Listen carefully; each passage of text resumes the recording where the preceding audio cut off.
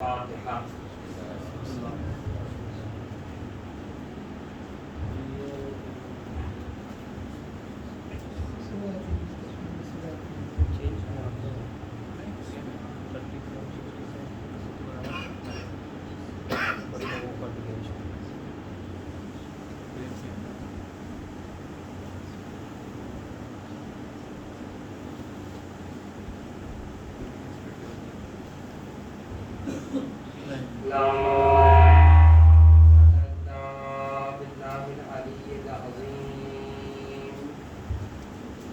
بسم اللہ الرحمن الرحیم. رب اشرح لي صدری ويسر لي امری واحلل عقدۃ من لسانی یفقهوا قولی. حسبنا اللہ ونعم الوکیل ونعم المولا ونعم النصیر. الحمد للہ الذی ہدانا لہذا وما كنا لنہتدی لولا ان ہدانا اللہ لقد جاءت رسل ربنا بالحق. الصلاة والسلام والتحية والإكرام على نبينا المعين ورسولنا المسدد المصطفى الأمجد المحمود الأحمد حبيب إله العالمين بالقاسم محمد.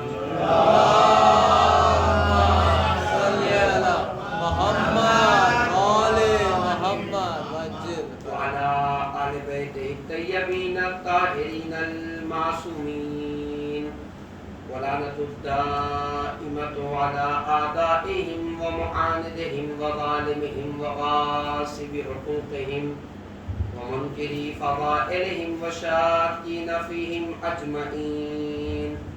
أما بعد فقد قال تبارك وتعالى في القرآن الكريم وفرقان الحميد. بسم الله الرحمن الرحيم.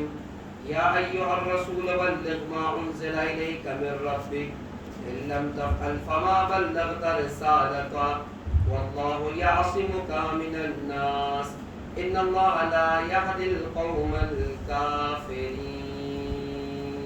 صلى الله صل على محمد وآل محمد وجل قابل قدر واجب الاحترام معزز سامعین کرام، سورہ مبارکہ مائدہ کی آیت 67 میں ارشاد باری اقدس ہو رہا ہے، یا ایھا الرسول بلغ ما انزل الیک من ربک. اے رسول اس پیغام کو پہنچا دیجئے جو تمہارے رب کی طرف سے تم پر نازل کیا جا چکا ہے. إِن لَمْ تَفْعَلْ فَمَا بَلَّغْتَ رِسَالَتَهُ. اور اگر تم نے یہ کام نہیں کیا تو گویا رسالت کا کوئی کام انجام نہیں دیا. وَاللَّهُ يَعْصِمُكَ مِنَ النَّاسِ. اللہ تمہیں دشمنوں کے شر سے بچائے گا، لوگوں کے شر سے بچائے گا. ان اللہ لا یہدی القوم الکافرین. اور بے شک اللہ قوم کافر کی ہدایت نہیں کرتا. ولایت اور کربلا کے عنوان سے اس آیت کریمہ کو آپ کی خدمت میں پیش کرتا چلا آ رہا ہوں. اور کل کی گفتگو میں ہم نے اپنے موضوع کے ایک حصے کو مکمل کیا کہ ہر صورت ضرورت اس بات کی تھی کہ رسول آتے اور آنے کے بعد اپنے وعدے کو پورا کر کے اپنی رسالت کے اعتبار کو، اپنے زبان کے اعتبار کو باقی رکھتے ہیں. اور مقام اللہ کے رسول نے میدان غدیر میں انجام دیا. آج سے جو گفتگو آج کی خدمت میں مجھے عرض کرنی ہے، جو ان 2-4 دنوں میں ہماری گفتگو رہے گی کہ اس ولایت کے معنی کیا ہے، جسے ہم نے اپنا عنوان قرار دیا ہے.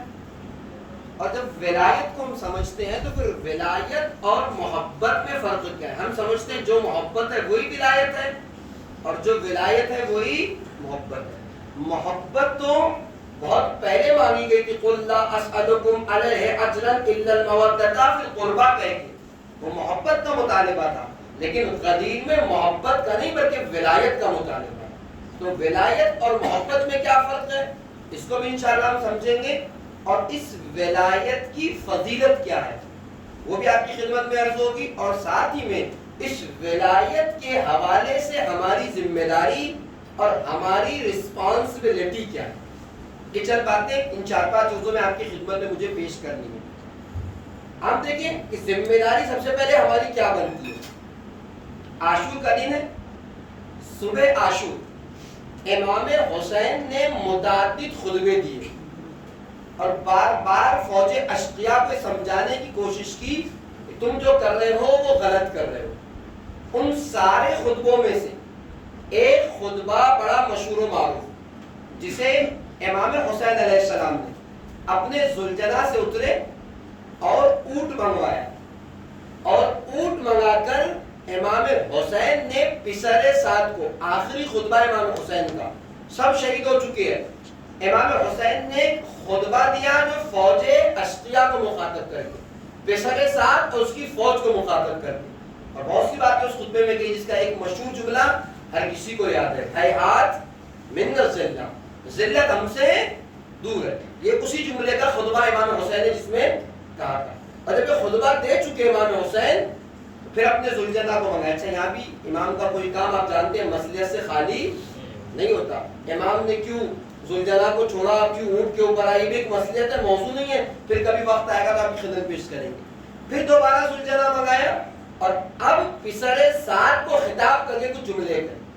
اس میں امام حسین نے پسر سعد سے کہا تھا کہ تیری اور میری کیا دشمنی ہے، کیوں تو میری جان لینا چاہتا ہے؟ ایک جملہ پہلی مجلس میں میں نے آپ کی خدمت پیش کیا تھا، دوسری مجلس میں تو اس نے کیا جواب دیا؟ بغض ابی، آپ کی میری کوئی دشمنی نہیں، یہ آپ کے بابا کی دشمنیاں ہیں جو آپ سے لی جا رہی ہے۔ اور میں نے کہا تھا یقیناً کہ احد میں کسی کا دادا مارا گیا تھا، بدر میں کسی کا نانا واصل جہنم ہوا تھا، خیبر و خندق میں کسی کا چچا مارا گیا تھا، تو یہ دشمنیاں تو مولا علی کے متعلق لوگوں میں تھی۔ ایک صلاۃ محمد و آل محمد۔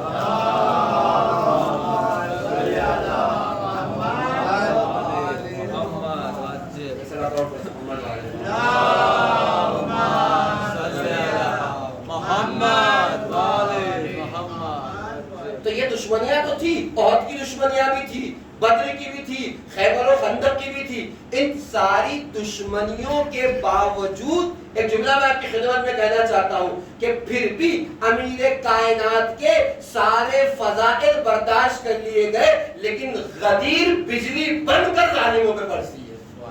اس کی واضح دلیل کیا ہے کہ ساری دشمنیاں غدیر اور ولایت کی دشمنیاں تھیں۔ کس بنیاد پہ آپ کہہ رہے ہیں؟ جی آپ آیت خدا کہہ رہے ہیں، یا ایھا الرسول بلغ ما انزل الیک من ربک وان لم تفعل فما بلغت رسالہ واللہ یعصمک من الناس۔ اے حبیب اس پیغام کو پہنچا دیجئے جو تمہارے اوپر نازل کیا جا چکا ہے، اگر تم نے اسے نہ پہنچایا تو گویا رسالت کا کوئی کام انجام نہیں دیا۔ اب آیت کیا کرے؟ واللہ یعصمک من الناس، اللہ تمہیں دشمنوں سے بچائے گا، لوگوں سے بچائے گا، لوگوں کے شر سے بچائے گا۔ اس کا مطلب پروردگار عالم بھی جانتا تھا کہ غدیر کے میدان میں جب ولایت کا اعلان ہوگا تو لوگوں کے دلوں میں علی کے متعلق دشمنیاں پنپے گی، اہل بیت رسول کے متعلق دشمنیاں پنپے گی۔ اے رسول گھبرائیے نہیں، ہم تمہیں دشمنوں کے شر سے بچائیں گے، تمہاری ذمہ داری علی کی ولایت کا اعلان کرنا ہے۔ تو آیت کہہ رہی ہے، اس لیے پروردگار عالم جانتا تھا کہ اعلان ایسا اعلان ہے جس کے بعد لوگ دشمن ہو جائیں گے، رسول اللہ کے دشمن، امیر کائنات کے دشمن، اہل بیت رسول کے دشمن۔ لہذا کیا کہا؟ واللہ یعصمک من الناس، اللہ تمہیں لوگوں کے شر سے بچائے گا۔ آپ اعلان غدیر، اعلان ولایت کو پہنچائیں۔ یہ مرحلہ وہ مرحلہ ہے کہ جو میں نے کہا کربلا اور ولایت کے ربط میں بہت اہمیت تعمیل ہے کہ یہ ولایت کی دشمنیاں ہیں جو کربلا میں لی جا رہی تھی۔ اچھا ایک بات نادانی میں ہمارے یہاں بھی کہی جاتی ہے، ارے ہمارے اماموں نے کیا کیا تھا، وہ تو اپنا درس قرآن دے رہے تھے، وہ تو تفسیر کر رہے تھے، وہ تو حدیث بیان کر رہے تھے. یہ بات تو وہ بات ہے جو دشمن کہتا ہے، بنی امیہ اور بنی عباس والے کہتے ہیں. ایسا نہیں تھا. اماموں نے کبھی بھی کسی ظالم حکومت کو برداشت نہیں کیا. ہر زمانے میں اگر حکومت کا کچھ نہیں کر رہے تھے تو حکومت کو مشکل کیا تھی؟ کون سی حکومت تھی جو آپ کو اذیت دیتی اگر خاموشی سے گھر میں بیٹھے ہوئے تھے؟ تو ایسا نہیں تھا کہ خاموش بیٹھے تھے. کبھی بھی ظالم حکومت کو برداشت نہیں کیا. اور جب بھی اماموں کو موقع ملا ولایت کا مطالبہ کیا ہے اور حق ولایت کو مانگا ہے. اب دیکھیں اختلاف روایتوں میں بعض لوگ کہتے ہیں ہارون رشید نے 7ویں امام سے، یا بعض لوگ کہتے ہیں مامون رشید نے 8ویں امام سے. کوئی بھی ہو وہ سلسلہ بھی ایک، یہ سلسلہ بھی ایک. ان سب کا سوال ایک، ان سب کا جواب ایک ہے نا. کہا کہ ٹھیک ہے بہت وقت ہو گیا، یہ دشمنیاں ختم کرتے. ہم یہ چاہتے ہیں کہ فدق آپ کے حوالے کر دیں. یا ہارون نے 7 امام سے کہا تھا یا مامون نے 8 امام سے. اختلافوں میں تھوڑا سا روایتوں میں ڈسٹرب ہے بعض جگہ اور ہوتا بھی ہے. اس کی خاص وجہ انشاءاللہ کبھی آپ کی خدمت میں پیش کریں گے کہ 4 لوگ اگر ایک بات کریں تو 5ویں آدمی تک بات بدل جاتی. چاہے جائے کہ 1400 سال کا زمانہ اور 100-200 سال کا زمانہ گزر کے ایک بات آگے بڑھی. خیر کس کا بھی ہو، میں نے کہا یہ سلسلہ ہے وہ سلسلہ ہے، سب کا سوال ہے سب کا جواب ہے. کہ ہم یہ چاہتے ہیں، مامون نے کہا کہ آپ کو فدق واپس کر دیں. مگر مشکل یہ ہے کہ اتنا زمانہ بیت گیا ہے اور پتہ نہیں کہ فدق کی حدود کیا ہے. آپ اس حدود کو بتا دیں، ہم فدق آپ کو دینے کے لیے تیار ہے، یہ مسائل ختم ہو جائے. اب دیکھیں ظاہر سی بات اس زمانے میں کمپیوٹرائز تو تھا نہیں کہ لکھ کے رکھا ہے، پیپر تیار کیے، اسٹامپ پیپر بنا ہوا ہے، وٹنس موجود ہے، یہ سب تو نہیں تھا. پتہ ہے امام نے کیا کہا؟ امام نے کہا مامون اگر فدق دینا چاہتا ہے تو جتنی اسلامی مملکت ہے سب میرے حوالے کر دیں. اور اگر آج میں آپ کی خدمت کو تو انڈونیشیا سے لے کے مراکش تک امام نے ساری، اس لیے کہ فدق نہیں تھا، فدق در حقیقت مطالبہ ولایت تھا. کہ شہزادی جانتی تھی اگر یہ فدق پلٹا دیا گیا تو فدق نہیں بلکہ پوری خلافت و امامت علی کے حوالے کرنا پڑے گا. یہ جو دے نہیں رہے تو اس کا بھی فلسفہ یہی تھا. اس لیے کہ شہزادی جو راتوں رات دروازوں پہ گئی تھی جانتی تھی کہ یہ فدق نہیں، ورنہ کتنا شہزادی نے ایسے تقسیم کر دیا ہوگا، کتنے فدق اپنی زندگی میں بانٹ دیے ہوں گے، اس کا اندازہ ہم اور آپ نہیں لگا سکتے. لیکن آج شہزادی فدق کا مطالبہ کیوں کر رہی ہے؟ صرف اس لیے کہ یہ فدق نہیں، اس کا گہرا رابطہ ہے ولایت سے. اس لیے شہزادی مطالبہ فدق کے لیے گئی تھی اور امام بھی اسی کو آ کے ثابت کر رہے ہیں کہ اگر تو چاہتا ہے کہ فدق واپس کر دے تو یہ فدق نہیں، حقیقت میں ولایت ہے، پوری حکومت ہمارے حوالے کر دے، فدق ہمارا ہو جائے گا. خیر کہنے کی بات ہے، جس مقام تک میں آپ کو لے جانا چاہتا ہوں کہ ولایت کے عنوان سے ہماری ذمہ داری کیا. اب آپ دیکھیں یہی تاریخ 8ویں امام اور مامون کی تاریخ کہتی ہے کہ جب بھی محرم کا زمانہ آتا تھا 8ویں امام کی زندگی میں.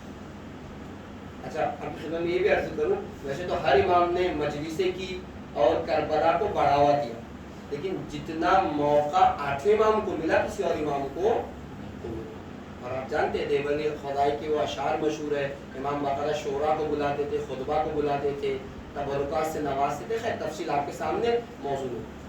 تاریخ کہتی ہے کہ جب بھی محرم کا مہینہ آتا تھا 8ویں امام مجلسوں کا بڑا اہتمام کرتے تھے، فرش ازا بچھاتے تھے، لوگوں کو دعوت دیتے تھے، شورا اور خطبہ کو بلاتے تھے، تبرکات کا اہتمام کرتے تھے.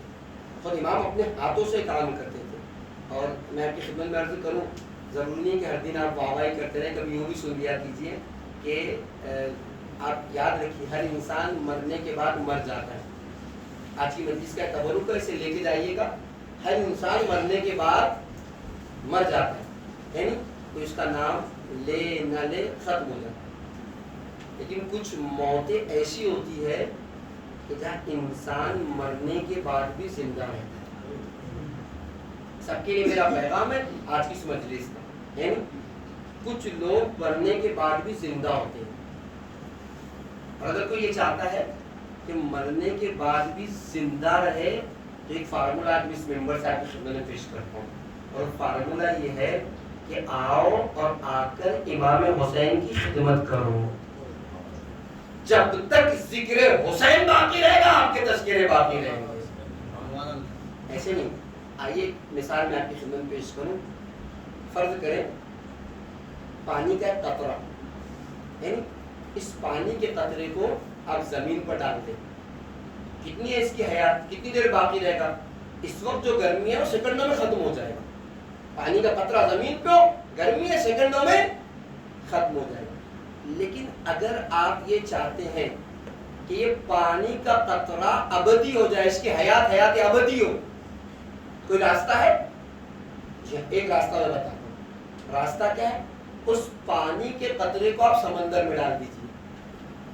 اب کتنی ہے اس پانی کے قطرے کی حیات؟ جب تک سمندر باقی ہے پانی کا قطرہ باقی ہے. جب تک سمندروں کی روانی رہے گی پانی کا قطرہ باقی رہے گا. عزیزان گرامی، ہم گنہگار ضرور ہے، معصیت کار ضرور ہے، ہماری حیثیت اس قطرے سے زیادہ نہیں ہے، لیکن اگر ہم یہ چاہتے ہیں کہ ہمیشہ کی زندگی مل جائے تو ضرورت اس بات کی ہے کہ اپنے آپ میں قطرہ ہونے کے بعد اپنے آپ کو سمندر اہل بیت سے متصل کر دے. جب تک ذکر اہل بیت ہوتا رہے گا آپ کے تذکرے باقی رہے گا. ہے نہیں؟ میں آپ کو کتنی مثالیں، ایک سال پچھلے سال میں جگہ اشراف پڑھ رہا تھا، ہر مجلس سے پہلے ایک صاحب کا نام آتا تھا کہ ان کی فاتحہ پڑھوائیے. کیوں ان کی فاتحہ پڑھوائی جائے؟ کہ یہی وہ ہے جنہوں نے عشرے کی بنیاد رکھی تھی، خدمت امام حسین. جب تک امام حسین کا نام باقی ہے مرنے والا زندہ ہے. فلاں صاحب کے نام کی بات کیوں؟ کہ اس عاشور خانے میں، اس عزا خانے میں فرش عزا بچھایا کرتے تھے. کیوں زندگی مل گئی؟ کتنے مرنے والے مر جاتے، لوگ یاد بھی نہیں کرتے، تذکرہ بھی نہیں کرتے، لیکن کوئی چاہتا ہی ہے کہ مرنے کے بعد بھی زندہ رہے. تو ضرورت اس بات کی ہے کہ در حسین پہ آئے، در اہل بیت پر آ کر اپنی خدمتوں کو درج کر دے. جب تک ذکر حسین رہے گا، ذکر اہل بیت رہے گا، اس کے تذکرے باقی رہیں گے. ہے نہیں؟ اور آپ کی خدمت میں عرض کروں، بات نہیں اور جاری، میرا موضوع نہیں ہے، ورنہ میں کیا کر سکتا ہوں؟ میں جو کر سکتا ہوں وہی خدمت کروں. ٹھیک، اللہ نے مجھے پیسوں سے نوازا ہے، میں پیسوں سے خدمت کر سکتا ہوں. ٹھیک، اللہ نے مجھے پیسے سے نہیں نوازا، مجھے صحت دی ہے، خوب صحت دی ہے، میں آ کے فرش بچھا کے خدمت کر سکتا ہوں، میں آ کے جھاڑو مار کے خدمت کر سکتا ہوں، میں آ کے برتن دھل کے خدمت کر سکتا ہوں. نہیں کر سکتا ہوں. امام حسین کی خدمت ہے، اور جب تک امام حسین کا تذکرہ ہے، میں نے کب کتنی مثالیں میں آپ کو بتاؤں گا، فلاں کے نام کی فاتحہ خوانی، فلاں کے نام کا تذکرہ مجلس میں. کیوں بھائی؟ کہ امام حسین کی خدمت، عشرے کا بانی ہے، فرش بچھایا کرتا تھا، تبرک کا اہتمام کیا کرتا تھا. کس نے زندگی دی؟ کتنے جو لوگ بلا دیتے ہیں، یہ کیوں زندہ رہ گیا؟ کہ اس لیے کہ قطرہ تھا، اپنے آپ کو سمندر سے جوڑ دیا. جب تک سمندر ہے اس کے تذکرے ٹھیک. صحت ٹھیک، میرے پاس وقت نہیں، میں اچھا ایڈیٹر ہوں، میں اچھی پوسٹر ڈیزائن کر کے امام حسین سال بھر تو کماتا ہی ہوں، اچھی پوسٹر کی ڈیزائننگ کر کے امام حسین کی خدمت کر سکتا ہوں. میں اچھا وائرمین ہوں، ایک خدمت عزا خانے کی وائرمین اپنی طرف سے امام حسین کے نام. کہنے کی بات یہ مثالیں اس لیے دے رہا ہوں کہ جو میں کر سکتا ہوں ویسے خدمت کر سکتا ہوں. ایک ہی تو موقع ہے، آپ خدمت کیجئے. آج امام حسین کے نام پر کیجئے، کل دیکھیے مرنے کے بعد زمانہ آپ کو یاد رکھے گا، آپ مرنے کے بعد بھی زندہ رہیں گے. یقین مانیے یہ در وہ در ہے کہ کسی کی خدمتوں کو اس لیے مت کیجئے کہ آپ کو مل جائے اس کا عوض، لیکن پھر بھی یہ در وہ در ہے کہ کسی کی خدمتوں کو رکھا نہیں جاتا، فوراً واپس کر دیا جاتا ہے. تہران میں ایک شخص ہے، کئی کمپنیوں کا مالک ہے، اور آپ دیکھیں کہ اس کے لیے ملتا ہے کہ وہ ہر 6 محرم کو، تقریباً مشہد کے آس پاس کسی علاقے کا رہنے والا ہے، ہر 6 محرم کو وہ فلیٹ لیتا ہے تہران سے، اور مشہد مقدس کے جو گاؤں ہے اس گاؤں میں آتا ہے. 6 محرم کے خاص مجلس اس میں چائے بڑھتی ہے، اس چائے کی پیالیوں کو دھلتا ہے.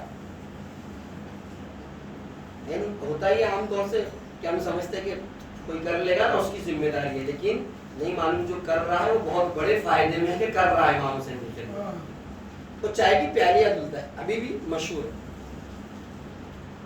اس سے پوچھا پوچھنے والوں نے کہ بھائی تم اتنے بڑے آدمی ہو, اتنی کمپنیاں, اتنے ورکر تمہارے پاس ہے, ایک فلیٹ لگا کے تم آتے ہو یا کرتے ہو, اتنا پیسہ دو گے تو پیالیاں کیا رضا خانہ دھلا جا سکتا ہے. اس نے کہا کہ یہ پیالیاں والی خدمت ہے جس نے مجھے اتنا بڑا بنا.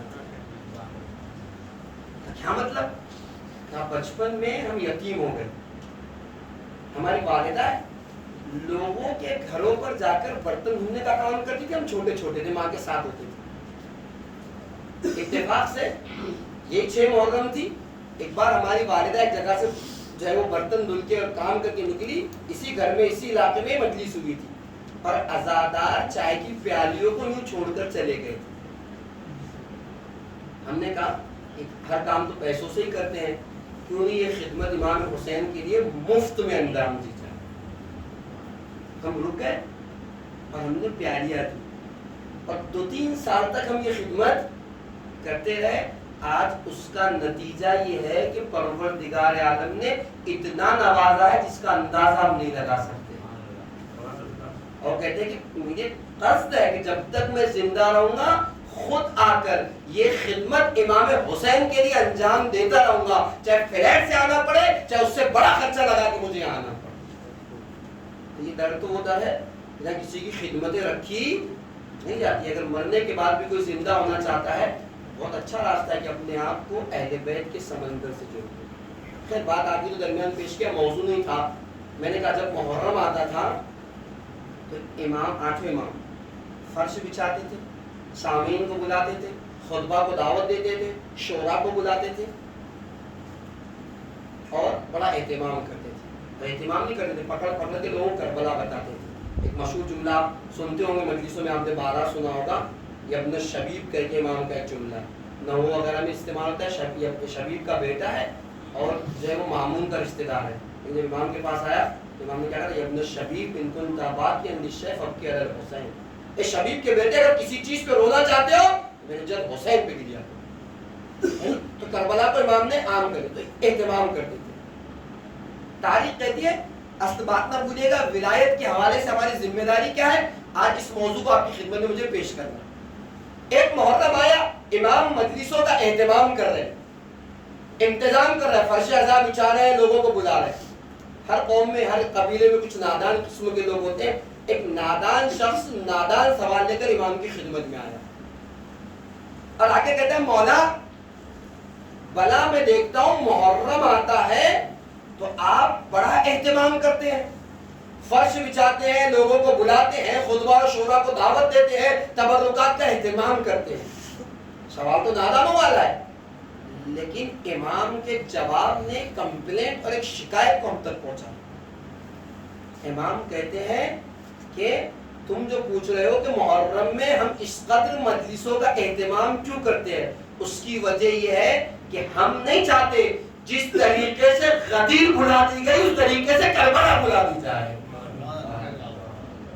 آپ لوگ تھوڑا تھوڑا آگے آ جائیں پیچھے والے, تاکہ پیچھے سے آنے والوں کا آسانی ہو اور ڈسٹرب نہ ہو. تھوڑا سا سدا تھوڑا آگے آ جائیں.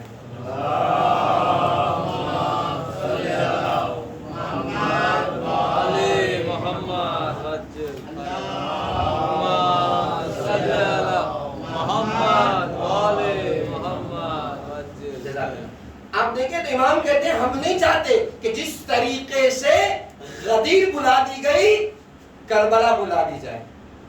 اگر ہم اور آپ ہوتے امام کی خدمت میں دستے ادب جوڑ کے کہتے مولا ہم نے غدیر کو کہاں بلایا, ہم جشن مناتے ہیں, شورا کو بلاتے ہیں, مٹھائیاں تقسیم کرواتے ہیں, گلے ملتے ہیں, اچھے اچھے پکوان پکاتے ہیں, نیا لباس پہنتے ہیں, اپنے آپ کو ایک دوسرے سے معطر کرتے ہیں, کیا کچھ ہم غدیر میں نہیں کرتے. لیکن امام نے شکایت کی ہے تو کہیں نہ کوئی بات ایسی ہے جس کی بنا پر امام شکایت کر رہے ہیں. امام کی شکایت کی جس طریقے سے ہم آپ لوگ, جس طریقے سے لوگوں نے غدیر بلا دی, ہم نہیں چاہتے کہ کربلا کو بلا دیں. اب دیکھیں میں تجزیہ کرتا ہوں, اگرچہ کہ آپ خاموشی سے سنیں گے, لیکن تاریخ یہ بھی باتیں معلوم ہونی چاہیے, بہت ضروری اور اہمیت کے حامل ہے. آپ دیکھیں تاریخ امام کا کہاں شکوا ہے, اس کا تجزیہ کر رہا ہوں میں. تاریخ اسلام کا وہ کون سا واقعہ ہے جسے سب سے زیادہ راوی اور رپورٹر ملے؟ راوی اپنے چھوٹے بھائیوں کے لیے تو عربی لفظ ہے. راوی اس شخص کو کہتے ہیں جو کسی واقعے کو اپنی آنکھوں سے دیکھے اور آ کر بیان کر رہا ہو تو اسے کہتے ہیں راوی. مثلا خدا نہ خواستہ راستے میں ایکسیڈنٹ ہوتا ہوا دیکھوں اور آ کر آپ کے سامنے بتاؤ کہ یہ کلر کی گاڑی تھی, یہ کمپنی کی گاڑی تھی, اس گاڑی سے ٹکرا گئی, تو میں اس واقعے کا راوی ہوں. تو راوی کہتے ہیں جو واقعے کو دیکھے اور آ کر بیان کرے. میں نے کہا انگلش میں رپورٹر, آپ کے آسان لفظوں. تاریخ اسلام وہ کون سا واقعہ ہے جسے سب سے زیادہ راوی اور رپورٹر ملے؟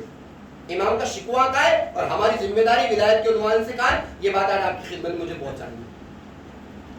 آپ کہیں تاریخ اسلام کا آغاز کہاں سے؟ اگر آپ کہتے دعوت ذوالعشیرہ سے, یہیں سے شروع کیا اللہ کے رسول نے.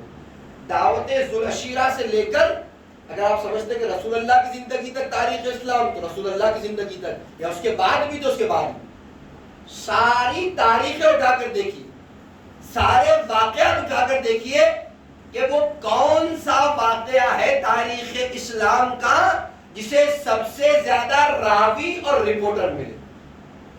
دعوت ذوالعشیرہ کی اگر میں بات کروں تو 250 سے 300 یا 300 سے 350 کا مجمع علماء نے لکھا جو دعوت ذوالعشیرہ میں.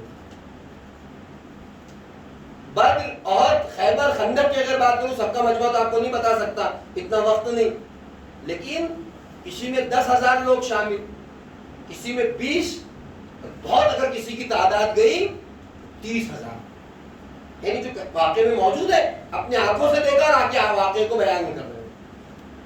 تو تاریخ اسلام کے اگر آپ واقعات کو دیکھنا شروع کریں گے تو وہ واقعہ جسے سب سے زیادہ راوی ملے, ذوالعشیرہ سے شروع کیجئے اور چلتے جائیے, ذوالعشیرہ کے بعد احد, خیبر, خندق, 30,000 سے زیادہ کا مجمع آپ کو راویوں کا کہیں بھی نہیں ملے. واحد ایک تاریخ غدیر ہے جسے سب سے زیادہ راوی اور رپورٹر ملے. کتنا بڑا مجمع تھا تاریخ غدیر میں؟ 1 لاکھ, بعض لوگوں نے کہا 1,20,000 اور بعض علماء کہتے 1,24,000 کی تعداد تھے کہ نہیں تھے. اللہ کے رسول کا آخری حج تھا, رسول اللہ نے کہا تھا یہ پہلا اور آخری حج ہے, جو چلنا چاہے چلو. سارے مسلمان گھروں سے نکل گئے تھے اس لیے کہ پہلا اور آخری حج رسول اللہ کی زندگی کا. جو مجمع کوٹ کیا گیا ہے وہ 1,20,000 یا 1,24,000. تاریخ اسلام کا وہ واقعہ جسے سب سے زیادہ راوی ملے کون سا واقعہ ہے؟ واقعہ غدیر. اور میں آپ کی خدمت پیش کروں, نہ صرف یہ کہ 1,00,000 راوی ملے واقعہ غدیر کو, تو امتیاز یہ ہے کہ صرف سب کے سب راوی نہیں تھے, سب کے سب حاجی بھی تھے. ٹھیک ہے نہیں, حج کر کے آ رہے تھے. نہیں, اگر ایک بدماش قسم کا آدمی بھی حج پہ جائے تو 4 دن ٹوپی لگا کے رہتا ہے, گالی نہیں دیتا, الٹی سیدھی بات, کس نے سے محترم بنا دیا؟ حج نے سے محترم بنا دیا. تو 1,20,000 راوی, اور راوی نہیں سب کے سب حاجی, اور حاجی نہیں سب کے سب صحابی. صحابی کی تعریف کیا ڈیفینیشن؟ جس نے اپنی زندگی میں ایک بار, تعریف کیا صحابی کی؟ اللہ کے رسول کے چہرے کی زیارت کیوں صحابی. یہ جو مجمع پلٹ کے آ رہا ہے حج سے, یہ رسول کو دیکھا ہوا نہیں, رسول کے ساتھ مینا میں تھا, رسول کے ساتھ عرفہ میں تھا, رسول کے ساتھ جمرات میں تھا, رسول کے ساتھ طواف میں تھا. تو یہ مجمع تو سب کے سب صحابی تھے. اب غور کریں جس بات کو پیش کرنا چاہ رہا ہوں, تو تاریخ اسلام کا وہ واقعہ جسے سب سے زیادہ راوی ملے وہ ہے واقعہ غدیر. راوی نہیں, سب کے سب حاجی تھے, سب کے سب صحابی تھے. یہ ایک حصہ تاریخ اسلام. تاریخ اسلام کا دوسرا حصہ, اگر میں آپ سے پوچھوں کہ تاریخ اسلام کا وہ کون سا واقعہ ہے جسے سب سے کم راوی ملے, تعجب ہوگا آپ کو اگر میں پیش کروں گا. تاریخ اسلام کا وہ واقعہ جسے سب سے کم راوی ملے وہ ہے واقعہ کربلا. کتنے راوی واقعہ کربلا کے؟ دشمنوں کی بات چھوڑ دے, چونکہ ان کا تو کوئی اعتبار نہیں ہے نہیں, اور ان کی روایتیں ہمارے لیے قابل قبول نہیں, اور سب نے بیان بھی نہیں کیا. یہ تو قتل کرنے کے بعد جا کے انعام لینے کے چکر میں تھے, کسی نے کربلا بیان نہیں کیا. کتنے راوی کا تاریخ کربلا کی, اگر حقیقی معنوں میں آپ کی خدمت پیش کروں, بہت زیادہ آپ جوڑیں گے تو 8 اور 10 سے زیادہ آپ نام نہیں نکال سکتے, لیکن ایک راوی سے جس کا نام بہت زیادہ مشہور ہوا وہ ہے حمید ابن مسلم. اب مسائل میں سنتے ہیں نا حمید ابن مسلم کہتا ہے. اچھا حمید ابن مسلم ہے بھی کون؟ حمید ابن مسلم یہ وہ شخص ہے کہ جو زمانے امیر کائنات حضرت علی ابن ابی طالب علیہ السلام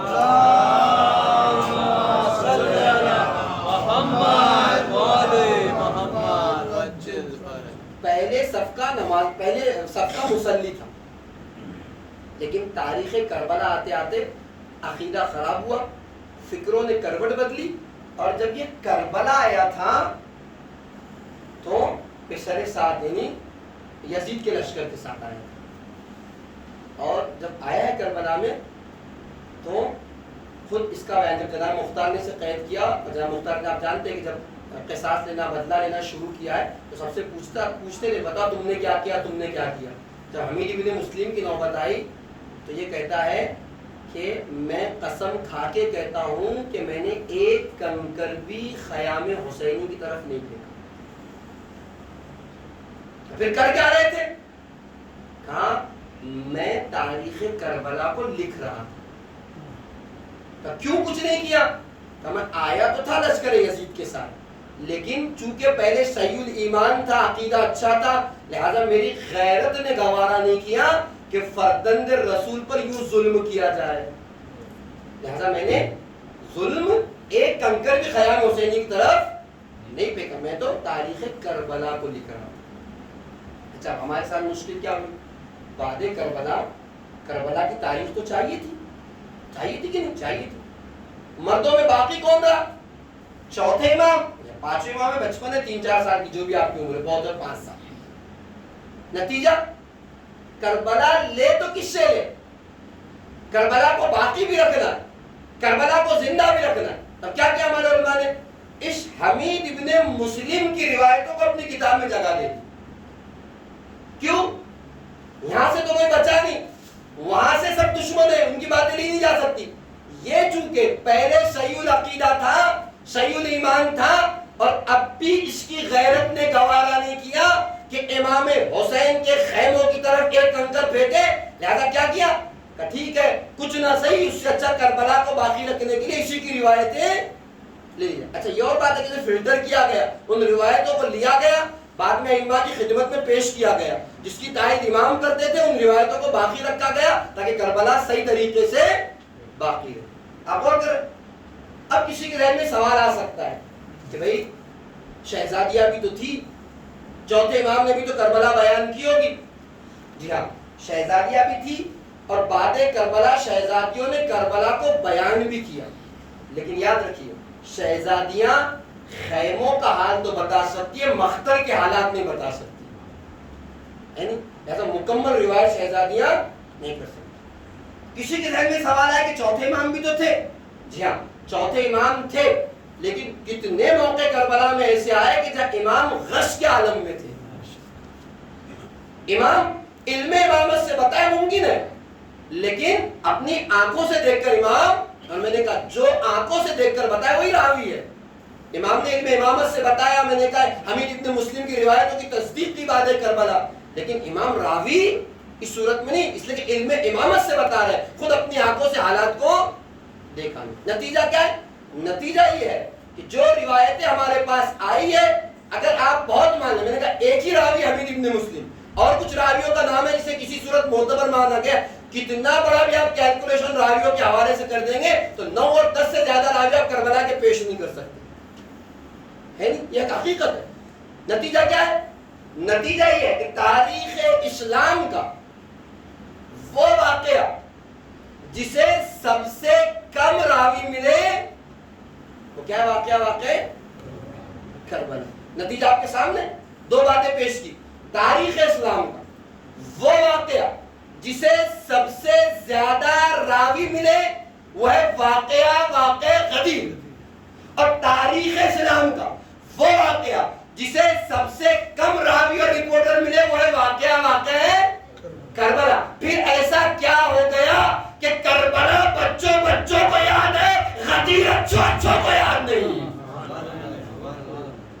لیکن جیسے آپ کی خدمت سے لیے محنت کر رہا ہوں کہ وہ راوی بھی تھے، صحابی بھی تھے، حاجی بھی تھے، پھر غدیر کے ساتھ کیا ایسا ہو گیا کہ غدیر کسی کو یاد نہ رہی، اچھوں کو یاد نہ رہی، لیکن کربلا آج بچوں کو یاد ہے. کیا ہو گیا ایسا غدیر کے ساتھ؟ امام کا شکوہ آپ دیکھ رہے ہیں، امام کیا کہہ رہے ہیں؟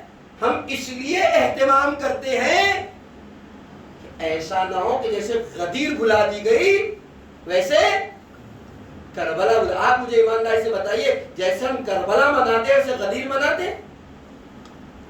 امام کا شکوہ آپ دیکھ رہے ہیں، اتنے راوی ہونے کے بعد، صحابی اور حاجیوں کا مجمع ہونے کے بعد کیا ایسا ہو گیا غدیر کے ساتھ کہ غدیر فراموش کر دی گئی، غدیر بھلا دی گئی، لیکن کربلا سب کو یاد ہے. ہر مذہب والے کے پاس کربلا ہے، ہر بچے کو کربلا یاد ہے. عزیزان گرامی، نتیجہ بھی آپ کی خدمت میں پیش کروں، یاد رکھیے کربلا کی طریقے سے غدیر بھی عام ہو کے رہ جاتی اگر غدیر کو زینب جیسی بہن مل جاتی.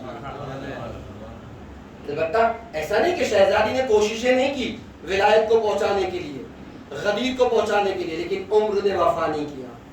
ورنہ ثانی زہرا جو کام کری تھی وہ کام خود شہزادی جناب فاطمہ الزہرا انجام دے رہی تھی کہ ولایت کو عام کیا جائے، گھر گھر میں غدیر پہنچائی جائے، لیکن عمر نے ساتھ نہ دیا، زندگی نے وفا نہ کیا کہ اس انداز سے غدیر کو شہزادی پہنچاتی جس طریقے سے جناب زینب نے کربلا کو عام کیا. شاید غدیر بھی ویسے عام ہو جاتی جیسے کربلا عام ہوئی اگر کربلا کی طریقے سے غدیر کو بھی ایک ایسی بہن ملتی جسے موقع ملتا تو جو غدیر کو عام ہو.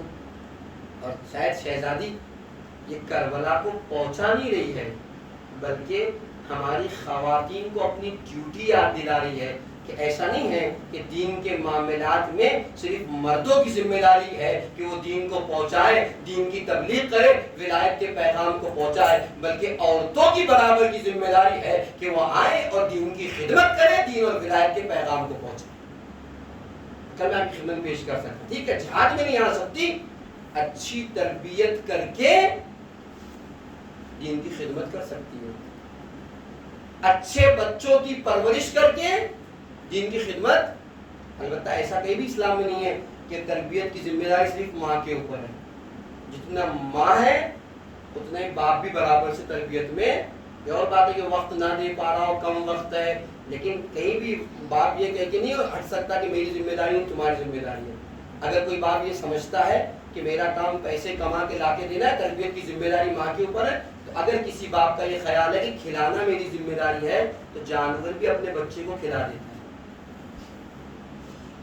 اور میں آپ کی خدمت میں پیش کر رہا ہوں اور آپ اسے ملاحظہ کریں. یاد رکھیے، اگر آج آپ نے اپنے بچے کو دین نہیں سکھایا، دین کی تعلیم نہیں دی، ٹھیک ہے نا، کچھ یوں بھی باتیں سن لیا کیجیے، ورنہ واہ والی بھی ہم آپ کو پڑھ کے سنائیں گے کسی دن.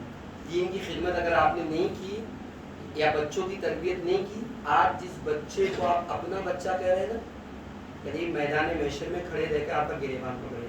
میں حدیث اور روایت آپ کی خدمت میں پیش کر سکتا ہوں. پروردگار یہ میرا باپ ہے، اس نے مجھے قرآن کی تعلیم نہیں دی. میرے معبود یہ میری والدہ ہے، اس نے مجھے نماز پڑھنا نہیں سکھایا. یقین مانے پوری ذمہ داری سے ممبر سے آپ کی خدمت میں پیش کر رہا ہوں. لہٰذا کوئی یہ کہہ کے دستبردار نہیں کہ ہماری ذمہ داری نہیں، اس کی ماں کی ذمہ داری ہے، اس کے باپ کی ذمہ داری نہ، سب کی ذمہ داری ہے کہ بچے کی تربیت کرے، اسے دین کی تعلیم دے. قرآن کہہ رہا ہے نا کہ ہاتھ پیر سب تمہارے خلاف گواہی دیں گے میدان محشر میں. زبان پہ لاکھ، پیر بولے گا میرے سے یہ گناہ کیا، ہاتھ بولے گا میرے سے یہ کام کیا. ویسے ہی جس بچے کو آج اپنا بچہ کہہ رہے ہیں، کل آپ کا گریبان پکڑ کے میدان میں شرمگن، خدا یہ میرے والدین ہیں، انہوں نے مجھے دین نہیں سکھایا، انہوں نے مجھے قرآن کی تعلیم نہیں دی، انہوں نے مجھے نماز پڑھنا سکھایا، میری کیا غلطی تھی؟ سب کچھ تو ان کے پاس تھا. یہ ہزاروں روپئے تو کالج اور اسکول اور یونیورسٹی کے لیے خرچ کرتے تھے، 200 اور 500 روپئے ان کے لیے خرچ کرنے کے لیے تھی کہ دین کی تعلیم ہمیں دینی. ایک اچھا استاد رکھتے، ایک اچھا مولوی بلاتے، ایک اچھا مدرسے کا انتظام کرتے. لہذا نہ صرف باپ کی ذمہ داری، ماں کی ذمہ داری بھی ہے کہ وہ بچے کی تربیت کریں. اور میں نے کہا شہزادی نے رول ادا کیا. میرے پاس وقت ہوتا ہم صرف سنتے ہیں کہ شہزادی زینب نے بعد کربلا کو زندہ رکھا. زندہ نہیں رکھا، عالم غیر معلم ایسی تدبیر شہزادی نے کی بعد کربلا کہ کربلا کو زندہ بنا. اگر 5-10 منٹ زیادہ ہوگا، میں آپ کی خدمت میں صرف ایک حکمت شہزادی کی پیش کرتا ہوں اور بات تمام کرتا ہوں. اللهم صل علی محمد و آل محمد اور جلدی جلدی آپ کی خدمت میں پیش کرتا ہوں. آپ دیکھیں بعد کربلا جب اسیروں کا قافلہ چلا عالم کیا تھا. اچھا اس سے پہلے ایک بات اور سن لو.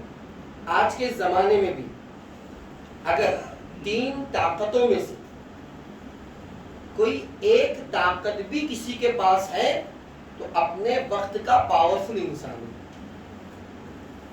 اور اس میں اتنی صلاحیت ہوتی ہے کہ جب چاہے گا جہاں چاہے گا جیسے چاہے گا اپنی بات منوا سکتا ہے. کیا ہے وہ 3 طاقتیں؟ پہلی طاقت ہے مال اور دولت کی طاقت. اس میں اتنی صلاحیت ہوتی ہے جس کے پاس بھی ہوگا وہ جب چاہے گا جہاں چاہے گا اپنی بات بنوا سکتا ہے. جیو آپ استعمال کر رہے ہیں, یعنی کتنے پروڈکٹ آپ استعمال کر رہے ہیں, یہ کس بنیاد پر ہے؟ یہ پیسوں کا زور ہے, یعنی جب چاہتا ہے جہاں چاہتا ہے اپنی بات منوا سکتا ہے. دوسرے مرحلے میں کرسی اور اقتدار کی طاقت, اس میں بھی اتنی صلاحیت ہوتی ہے کہ جس کے پاس آ جائے جب چاہے جہاں چاہے جیسے چاہے اس کی بات کہہ جاتے. اگر رات میں 2 بجے کہہ کہ کل نوٹ بند ہے تو بند, پھر آپ کچھ نہیں کر سکتے چاہے آپ بھوکے مر رہے ہو. مثال دے رہا ہوں میں, اس سے اچھا کون سمجھ سکتا ہے آپ سے اچھا ان حالات کو. پہلی طاقت مال اور دولت کی طاقت, دوسری طاقت کرسی اور اقتدار کی طاقت, اور تیسری طاقت میڈیا کی طاقت. اس میں بھی اتنی صلاحیت ہوتی ہے کہ جب چاہے گا جہاں چاہے گا جیسے چاہے گا اپنی بات. کل میں جملہ کہہ چکا کہ لوگ پرائم منسٹر بن جاتے ہیں, میڈیا کے اندر اتنی صلاحیت ہے اپنی بات جیسے چاہے جہاں چاہے منوا سکتی ہے. تو یہ 3 طاقتیں جس کے پاس بھی ہو, تینوں نہیں ایک اگر ہو تو اپنے زمانے کا پاورفل انسان ہے. اس میں اتنی صلاحیت ہے, اتنی الیجبلٹی ہے کہ وہ جب چاہے گا جہاں چاہے گا جیسے چاہے گا اپنی بات منوا سکتا ہے. اس زمانے میں یزید ملعون جو حکومت کر رہا تھا اس کے پاس ایک طاقت نہیں تینوں طاقتیں تھی. مال اور دولت کی اگر بات کروں تو علماء نے لکھا جتنی شراب زمانے یزید میں پی گئی نہ پہلے پی گئی تھی اور نہ شاید بعد میں پی جائے گی. پیسہ تھا تبھی تو بہایا جا رہا تھا, اگر نہ ہوتا تو کیسے بہایا جاتا. تو مال اور دولت تو اس کے پاس تھا. اقتدار کی بات کرے تو تخت حکومت شام پہ بیٹھا تھا, بصرہ کوفہ مدینہ ساری حکومتیں چھوٹے چھوٹے حاکم بنا کے ساری حکومت اس کی تھی, تو اقتدار بھی اس کے پاس تھا. تیسری طاقت میڈیا کی طاقت. کل میں کہہ چکا ہوں کہ میڈیا نے ہر زمانے میں اپنا رول پلے کیا. اس زمانے کا میڈیا پروپیگنڈا تھا. کیسے کیا جاتا تھا؟ ہر گاؤں میں, ہر ولیج میں, ہر بستی میں ایک نقارہ لگایا جاتا تھا جس کی شکل ڈھول کی جیسی, اور وہ نقارہ بجایا جاتا تھا. جب نقارہ بجتا تھا تو گاؤں والے سمجھ جاتے تھے کوئی خاص بات کا اعلان ہونے جا رہا ہے. وہ نقارے والے کے پاس آ جاتے تھے, اور گھر کے سب لوگ نہ بھی آئے, ایک بھی آئے بات سن کر جا کے سب کو بات بتاتے, تو بات پہنچانا ہی تو میڈیا کا کام ہے. یہ نقارے بجوائے جاتے. اس نے کیا کیا یزید ملعون نے؟ جتنے کربلا سے لے کے کوفہ اور شام کے درمیان جتنی آبادی آتی ہے, جہاں لوگ رہتے ہیں, ان ہر گاؤں میں, ہر ولیج میں, ہر آبادی میں, ہر بستی میں نقارے بجوائے, اور یہ اعلان کیا کہ فلاں دن فلاں وقت کے آس پاس تمہارے علاقے میں ایک اسیروں کا لٹا ہوا قافلہ آئے گا, تم تماشا دیکھنے کے لیے آ جانا. یہ وہ ہے جنہوں نے اسلام کے خلاف خروج کیا تھا. ہم نے ان کے مردوں کو مار ڈالا اور ان کی عورتوں اور بچوں کو اسیر بنا کے لایا. جملے پہ غور کیجیے گا. اسلام اور حکومت کے خلاف خروج کیا تھا, ہم نے ان کے مردوں کو مار ڈالا اور ان کی عورتوں اور بچوں کو اسیر کر کے لا رہے جن کا اسلام سے کوئی تعلق. یزید ہے, مال اس کے پاس, میڈیا اس کے پاس, اقتدار اس کے پاس. ایک طرف یزید اور ایک طرف علی کی بیٹی, تینوں طاقتیں اس کے پاس ہے. اور علی کی بیٹی اتنی تہی دست ہے کہ سر چھپانے کے لیے چادر بھی نہیں ہے.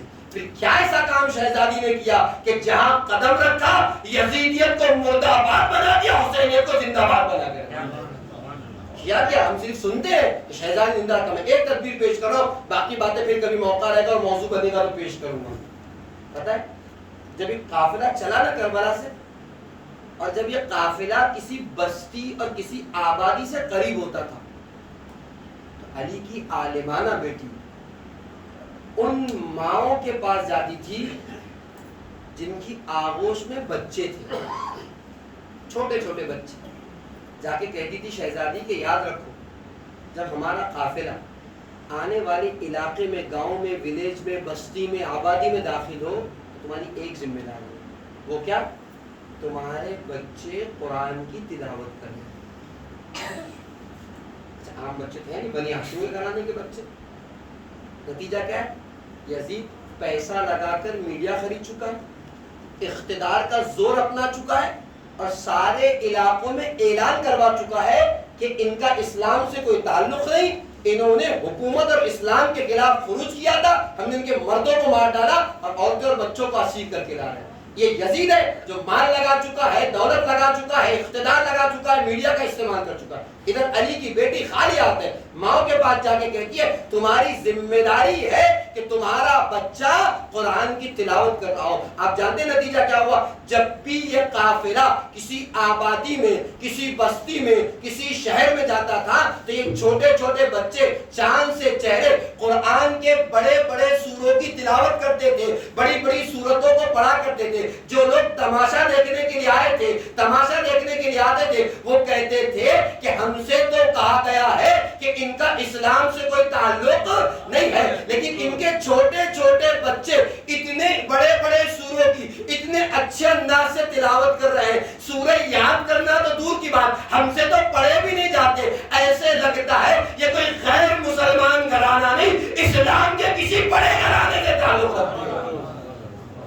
نتیجہ کیا ہوا؟ نتیجہ یہ تھا کہ جہاں جہاں علی کی بیٹی پہنچی، کبھی یزیدیت کے مال کو ٹھوکر مارا، کبھی اقتدار کو کچلا، تو کبھی یزید کے میڈیا کو برباد کر کے رکھ دیا۔ حسینیت زندہ باد، حسینیت زندہ باد، یزیدیت مردہ باد، یزیدیت مردہ باد، نعرہ حیدری، بابا کے بلند نعرے سلوات، اللہم صلی علی محمد آل محمد۔ اور کیا جان گیا ہم سن لیتے کہ بعد کربلا کو زندہ رکھا، لیکن بہت محنت کی شہزادی نے، اور محنت نہیں کی۔ ایک جملہ آپ کی خدمت میں کہوں، میں آپ کی خدمت میں پیش کر رہا تھا کہ 3 طاقتیں ایسی ہے، اس میں سے ایک بھی طاقت کسی کے پاس ہو تو پاورفل ہے، لیکن شہزادی نے اپنے علم، اپنی تدبیریں، اپنی حکمتوں سے سمجھا دیا کہ سب سے بڑی طاقت علم کی طاقت ہے، جس کے پاس آ جائے وہ میڈیا، مال اور اقتدار سب کو برباد کر سکتا ہے۔ شہزادی کے علم نے سمجھا دیا۔ وقت ہوتا تو اور بھی حکمتیں پیش کرتا، آپ اٹھائیے تاریخ۔ ایسا نہیں ہے کہ جہاں شہزادی کا دل آیا کوفے میں بولنا شروع کیا، نہ بولا بھی ہے تو بہت اہتمام کے ساتھ، بعض جگہ خود بولا، بعض جگہ جہاں نہ بولنا مناسب سمجھا اپنی بہن ام کلثوم سے بلوایا، جب دونوں کا بولنا مناسب نہ سمجھا امام سجاد سے بلوایا۔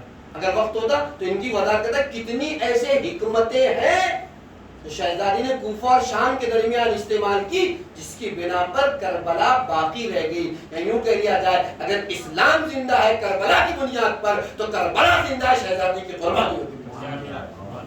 شہزادی زینب کی قربانی ہے، نہ صرف تدبیریں، تدبیروں کے ساتھ ساتھ اتنے مظالم بھی برداشت کیے کہ انسان برداشت نہیں کر سکتا۔ آپ ڈاکٹرز اور سائنٹسٹ جن سے آپ جا کے معلوم کر لیں کہ ایک وقت میں ایک انسان پر اگر اس قسم کی مصیبتیں ٹوٹے تو اس کا عالم کیا ہوگا، اس کی رگیں پھٹ جائے گی دماغ۔ تو نہیں معلوم جاتے جاتے امام حسین کون سی صبر کی طاقت دے کے گئے تھے کہ شہزادی زینب نے اسے برداشت کر لیا۔ ورنہ کسی گھر میں اتنی لاشیں ہو جائیں، خیموں کو ہاتھ لگا دی جائے، قیامت کے آثار نمودار ہو، اس کے بعد کوئی زندہ رہ جائے محال ہے۔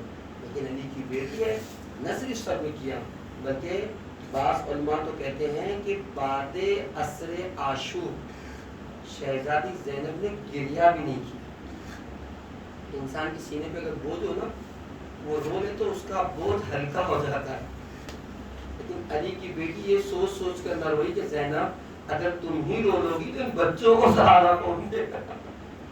زینب اگر تم ہی نے گریہ کر لیا تو ان بیویوں کو کون سنبھالے گا؟ تمہیں معلوم کیسی کیسی مصیبتوں سے شہزادی دو چار بھی بس میرا وقت تمام ہو گیا. آپ کی خدمت میں کل تک میں شام کے تذکرے کر رہا تھا, بازار شام کی کچھ باتیں پیش کی, دربار شام کے مسائل آپ کی خدمت میں پیش کر رہا تھا. تاریخ کہتی ہے اب یہ یزید ملعون ہے. کل جناب سکینہ کا تذکرہ کیا تھا, شہزادی کی محبت کا امتحان لیا, سر امام حسین آغوش جناب سکینہ میں آ گیا. شہزادی سکینہ نے سر پہ سر رکھ کے گریہ کیا, اے پیار کرنے والے بابا, اے محبت کرنے والے بابا, آپ کے بعد تماچے کھانے پڑے, اے بابا دامن میں آگ لگا دی گئی, اے بابا تازیانے مارے گئے, اے بابا وہ گوشوارے جو آپ نے پہنائے تھے نا وہ بھی ظالم لے گیا. ابھی یہ معاملات چل ہی رہے تھے, خطبہ بھی ایسی درمیان میں امام سجاد کا. تاریخ کہتی ہے انہی واقعات میں سے ایک مرتبہ یہ ملعون اپنے شرابی منہ سے کہتا ہے اس میں علی کی بیٹی زینب کون ہے؟ زینب کا نام یزید کے منہ سے کیا گزری ہوگی امام سجاد کے دل میں. کوئی امام سجاد سے پوچھے, شہزادی کا پڑوسی ہے, کئی سال تک وہ کہتا ہے پڑوسی تھا, کبھی علی کی بیٹیوں کی آواز میں نے نہ سنی. اتنے پردے کا اہتمام, جسے کبھی سورج نے بے مقدہ وہ چادر نہ دیکھا.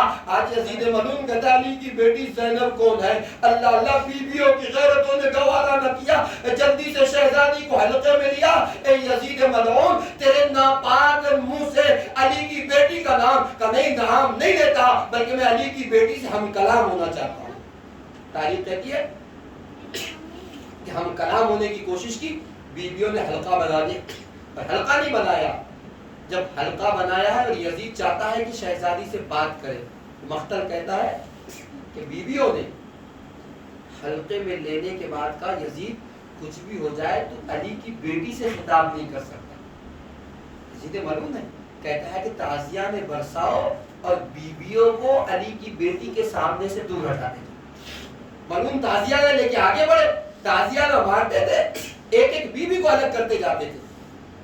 تاریخ نے لکھا تعزیہ برسائے گئے, ایک ایک بیوی شہزادی سے دور ہوتی گئی. اب مختل آ کے یہاں کہتا ہے کہ ساری بیویاں دور ہو گئی, صرف ایک بیوی ہے جو جناب زینب کے سامنے کھڑی ہوئی ہے. اے یزید, کچھ بھی ہو جائے تو علی کی بیٹی زینب سے ہم کلام نہیں ہو سکتا. یزید تیش میں آگے کہتا ہے کیوں نہیں تعزیہ نے مارتے, کیوں نہیں سے ہٹاتے, کب کچھ بھی کر لے میں ہٹنے والی نہیں ہوں. جب ملعون تعزیہ نہ لے کے آگے بڑھا, یہ کوئی اور نہیں جناب فضہ تھی. دربار یزید میں 300 حبشی غلام تھے جو غلامی کیا کرتے تھے. تاریخ کہتی ہے شہزادی نے دربار یزید میں نگاہ اٹھائی, جناب فضہ حبشہ کی رہنے والی تھی نا, کبھی شہزادی رہ چکی تھی. نگاہ اٹھا کر کہتی ہے اے حبشی غلاموں, تمہاری غیرتوں کو کیا ہو گیا ہے؟ تمہاری شہزادی پر تعزیانے مارے جائے اور تم دیکھتے ہی کھڑے رہ جاؤ. اتنا سننا تھا. تاریخ کہتی ہے 300 ننگی تلواریں گردن یزید تک آ گئی. اے یزید, اپنے حکم کو واپس لے لے ورنہ خون کی ندیاں بہ جائے گی. حکم یزید تو واپس ہوا, لیکن دل کرتا ہے کربلا کر کے جناب زینب نے کہا ہوگا اے بھیا عباس, کنیزوں کی آواز پر 300 ننگی تلواریں. علی کی بیٹی زینب, عباس کی بہن حسین کی بہن, کوئی مدد اللہ لعنت اللہ علی القوم الظالمین. سیعلم الذین ظلموا ایام منقلب ینقلبون. الہی گھٹ دبرا و بیہا و بالیا بنونا سر المستاذ یا پروردگارا, ہمارے آنسوں کو رومال شہزادی میں لگا عنایت فرما, ہمارے آنسوں کو تسکین شہزادی کا دریا قرار دے. قلب نازن امام کو ہم سے راضی و خوشنود فرما, امام کی دعاؤں میں شامل حال فرما. غیبت امام کی ذمہ داری کو پورا کرنے کی توفیق کرامت فرما. ہمارے گناہ کبیرہ و صغیرہ کو معاف فرما, ہمارے والدین کی گناہ کبیرہ و صغیرہ کو معاف فرما. بانیان مجلس, سامعین مجلس کی تمام دلی مرادوں کو پورا فرما. جن حضرات نے فرض ادا پر آنسوں کے بعد دعا کی گزارش کی, تمام دلی دعا کو مستجاب فرما, ان کی تمام مشکلات کو برطرف فرما. جن معبود و ظاہرین جو کربلا مولا تشریف لے جا چکے, تشریف لے جا رہے, سب کی جان مال عزت و ایمان کی حفاظت فرما. میرے معبود سے واسطہ ہے محمد والے محمد کے ناسوں کے بعد جو دعائیں رہے کہ اسے قبول و مستجاب فرما. منتقم کون امام حسین یوسف طاہرہ امام زمانہ کے میں تعجیل فرما. امام کے مخلص غلاموں میں ہمارا شمار فرما. ربنا تقبل منا انک انت السمیع العلیم.